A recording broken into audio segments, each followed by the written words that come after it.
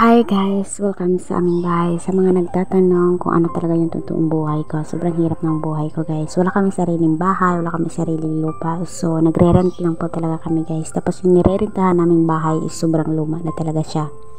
Lumang-luma na talaga siya. Tapos kasi hindi naman namin afford yung mag-rent ng mamahaling bahay, yung medyo maganda din. Kaya kasi mahirap lang nga kami. Sobrang hirap ng buhay. Kaya ito yung bahay na nire-renta namin guys. Sobrang luma na siya. Sobrang simple niya lang. Pero at least naman nagpapasalamat pa rin po ako kasi may tulugan pa rin po kami kahit papano. Hindi pa rin kami natutulog sa kalsada. Pero guys, siyempre namumroblema pa rin kami araw-araw kasi baka papaalisin na po kami dito. Kasi nga hindi sa amin to, kahit anong oras pwede tayong paalisin kapag hindi sa ating bahay. Kaya namumroblema talaga ako araw-araw kasi baka kung ano yung pumasok sa isip ng may-ari, baka gamitin na nila yung lupa at saka bahay. Wala tayong magagawa kundi umalis. Tapos nakakalungkot pa rin kasi wala tayong lipatan. Tapos maghahanap naman tayo. Ganyan kahirap pag wala sariling bahay at saka lupa. Kaya ito pala yung sa loob ng bahay namin guys. Kaya sobrang sira na talaga siya kung makikita ninyo. Pero carry pa rin naman kasi matutulugan pa rin namin siya. Super blessed pa rin ako at papasalamat kasi hindi pa rin kami natutulog sa kalsada. So may tulugan pa rin kami kahit papano ng pamilya ko.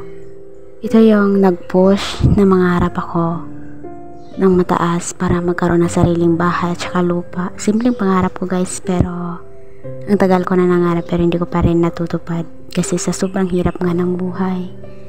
Ito yung ano namin, dito yung sa probinsya kaya maraming kayong kahoy na makikita. Tapos ito yun. Carry pa rin naman siya guys kasi may sariling CR din naman siya. Tapos may kwarto, tapos may lutuan kami. Kahoy yung gamit namin. Kaya ano siya, medyo siksikan lang kami guys kasi maliit lang to eh. Tapos medyo marami kami dito.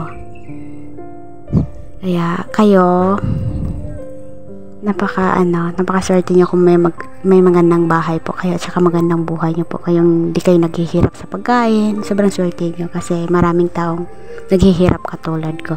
Pero blessed pa din naman guys kasi may makakain pa rin naman kahit papano. Super blessed pa rin po kami. Kaya nagpapasalamat pa rin ako sa Panginoon na binigyan niya kami ng ganitong bahay.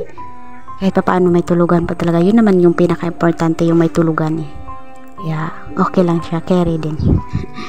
So guys, hanggang dito na lang yung video. Pwede nyo panoorin hanggang dulo yung video guys.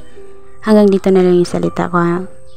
Hanggang dito na lang yung masishare ko. Sana tulungan nyo rin akong mabot yung mga pangarap ko.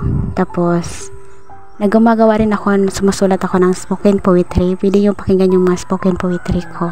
Marami na akong na-upload ng spoken poetry ko dito sa channel ko. Kaya sana pakinggan ninyo.